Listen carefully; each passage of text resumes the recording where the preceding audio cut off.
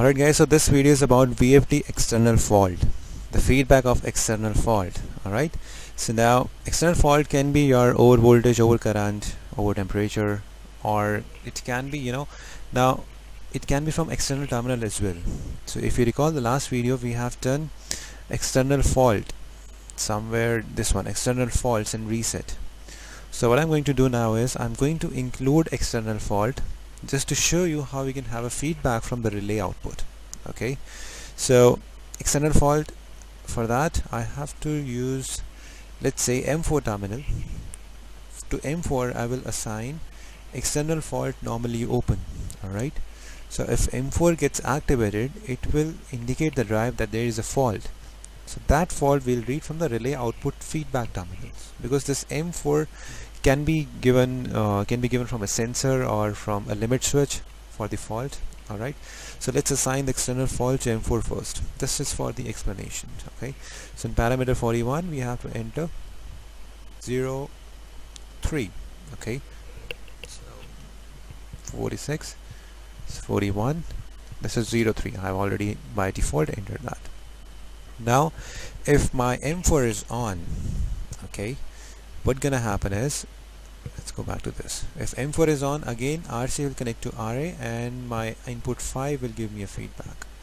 So to have a feedback from external fault, this was the external fault settings, but for the feedback we have to change the parameter.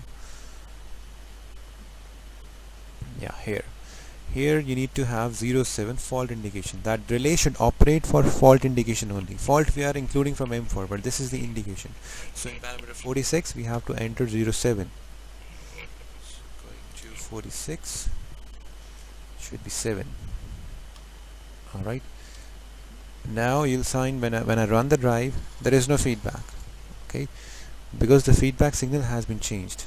If I run the drive, no feedback. Okay, now feedback will come when there is a fault. So for that I have written a ladder which says when you run M0, your out4 Y4 is on. Why Y4? Because Y4 is this, if you recall, this is the Y4 which is going to my M4, which is going to actuate M4. So in a way I'm actuating M4. So when M4 is on, it means drive has a fault.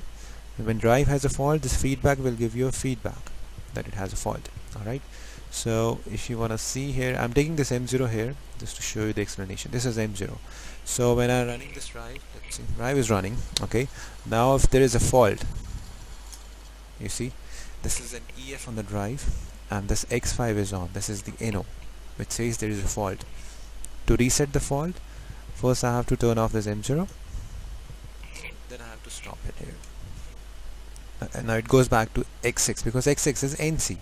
X5 will be on when there is a fault. Let's see again. I'm running the drive, running M0, this X5 is on, there is a fault. When the fault is reset, this X5 will be reset and X6 will be on, like that.